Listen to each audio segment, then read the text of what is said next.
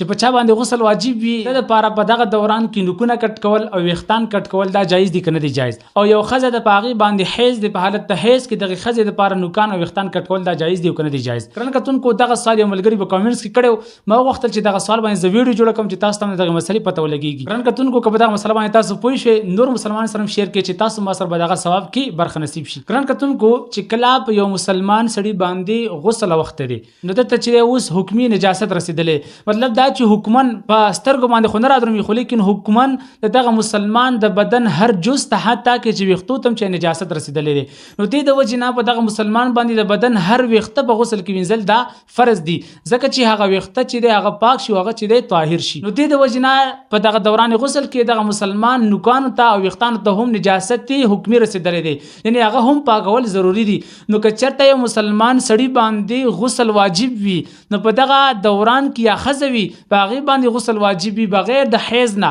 بغیر د نفاس نه نو دغه ښځې او سړي دپاره په دغه صورت کې چې په دوی باندې غسل واجب دی غسل ویستلی نه دی دوی دپاره نوکان کټ کول او ویښتان کټ کول دا مکروه تنزیهي دي وجه دا ده چې دغه نوکان هم نجس دي او دغه ویښتان هم نجس دي چې نجاست حکمي رسېدلی دی او که چا کټ کړ په دې عمل باندې دی ګنهګارېږي نه خو لیکن مکروه تنزیهي عمل دی او که چېرته یو زنانه په حالت ته حیض کې ده یا په حالت ته نفاس کې ده نو په دغه دواړو صورتونو کې دغه زنانه دپاره په حالت ته حیض کې او په حالت ته نفاس کې نوکان کټ کول دا جایز دي بغیر د کراهته خو چې کله دغه نفاس ختم شي او کله دغه حیض ختم شي او غسل نه وي کړي نو په دغه دوران کې دوی باندې چې غسل واجب دی او دوی ته چې نجاست حکمي رسېدلی دی نو په دغه وخت کې دغه زنانو دپاره نوکان او ویښتان کټ کول دا مکروه تنزیهي دي واخر دعوانا ان الحمد لله رب العالمین